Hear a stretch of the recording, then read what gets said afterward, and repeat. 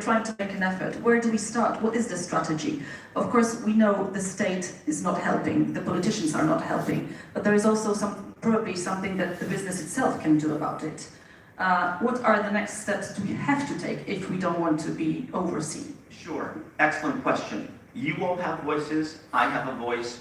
Put to your political representatives your ideas about how they can get into the game. I will say I'm not a Polish citizen, I'm an American citizen. But I have suggested to President Nawrocki's office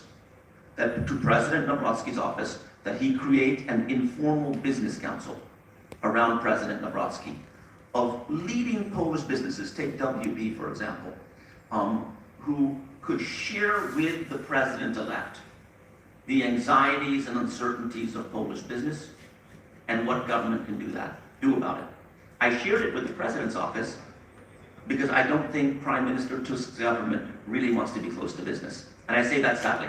I just don't think. I think that there is a cultural difference. Is it out of fear or out of other reasons? So I've heard many different, when I was still ambassador here, I insisted that American companies be engaged and consulted. And I pushed that to get it until it was done.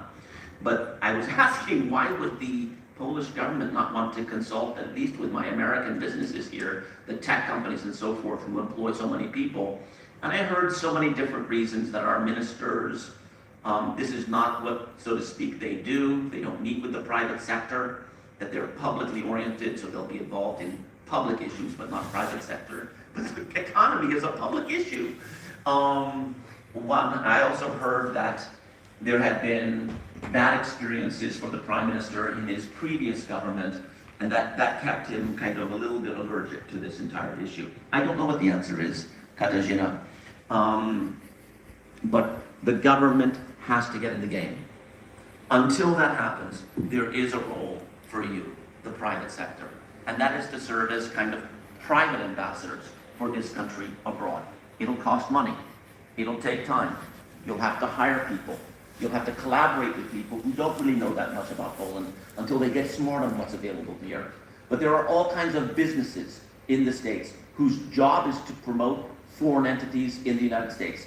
The Taiwanese, the French, the Swedes, so many other countries use them to get a prime perch, say, in the state of Texas, or a prime perch in the state of Virginia or New York or something like that. And there are companies that are really good at cultivating the possibility of a, so to speak, beauty contest. You know what I mean when I say a beauty contest? Take defense technology like the previous panel, bringing over kind of 10 of the best startups to talk with the VCs in California, the venture capital companies in California that do defense technology and so forth. Those services are available in droves. I must say it was very interesting for me to compare my time in Sweden to my time in Poland as ambassador, because the Swedes do commercial diplomacy.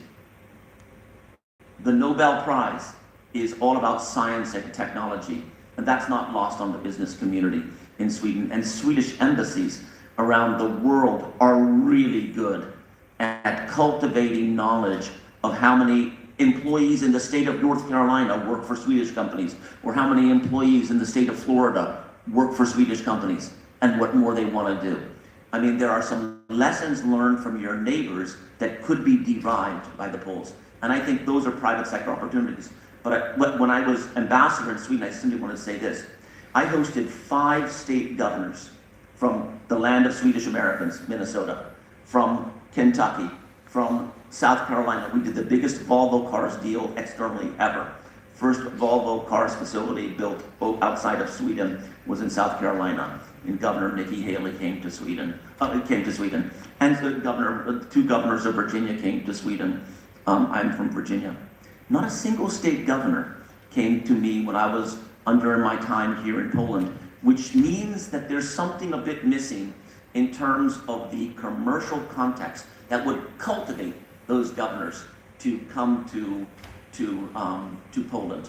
I actually tried to reach out to some of the governors who are friends of mine to get them to come here. One of them from Maryland almost did, but then there was something in Maryland he had to deal with. So. In one of the panels here about the new engines of growth for Poland, because we all know that the old ones are kind of, becoming obsolete. more and more, like cheap labor, for instance. But when we're talking about well, different opportunities for the future, there was a question about whether maybe we should focus on some sectors. And I'm wondering, what would your suggestion be? What are the 3 or top sectors that Poland should really be proud of and should really promote to make our products visible? Well, you would not have to do much to promote these sectors because they are white hot in Poland. Defense technology. I kind of feel sorry for Cezary Tomczyk and the amazing Adam Leszkiewicz who runs PTZ. They are like hunted people in Poland now. There's so many defense technology companies from countries that never used to come to Poland. Like, not just from the United States and Sweden, but from Thailand, from Brazil, trying to get the attention of these poor guys, because there's about 10 people who make the acquisition decisions in the Polish government. You know, Paweł Beda, Cezary Tomczyk, and so forth and so on. And so it's an irony that I'm saying. I don't feel sorry for them because the interest is so positive and so good. But defense technology is white hot and is attracting for the first time in Poland, not just manufacturing, but production in Poland, design in Poland, engineering in Poland, and venture capital and private equity platforms that want to set up here specifically to focus on Polish defense technology.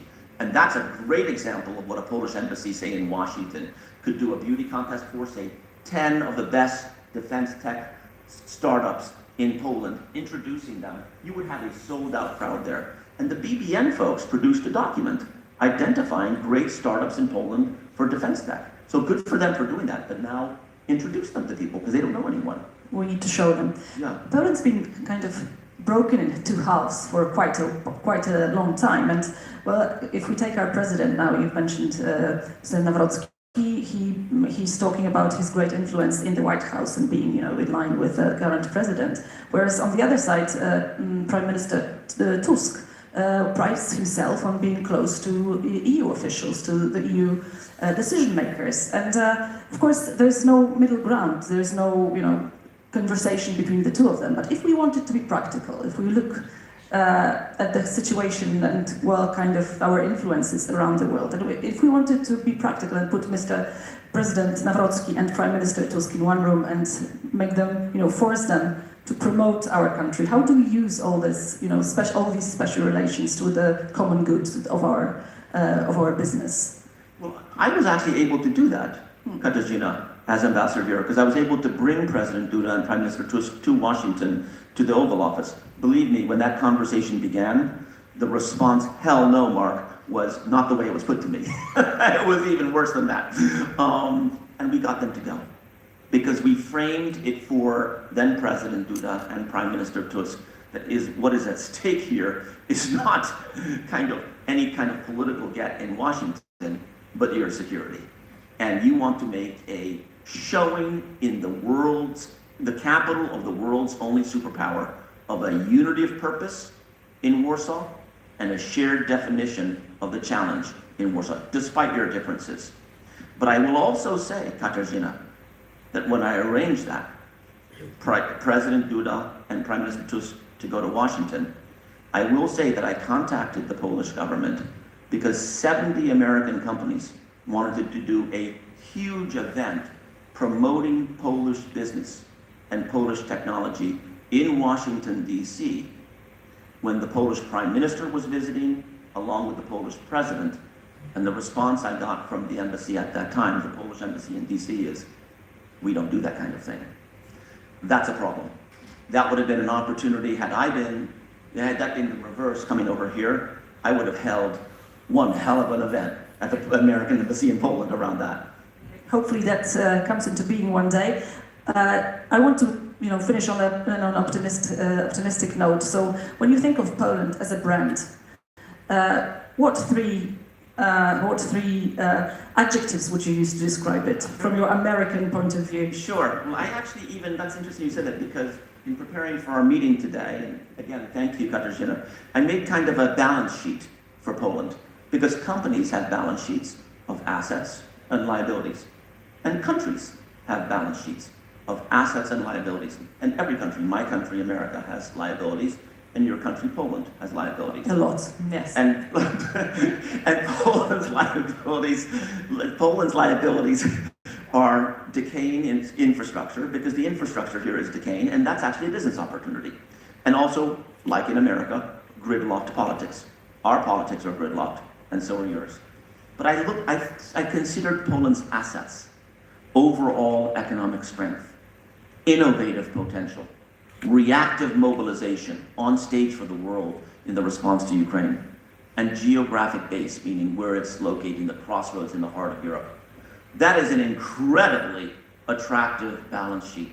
More should be done to share. Mark Brzezinski, thank you very much. It's great to look at Poland from your point of view.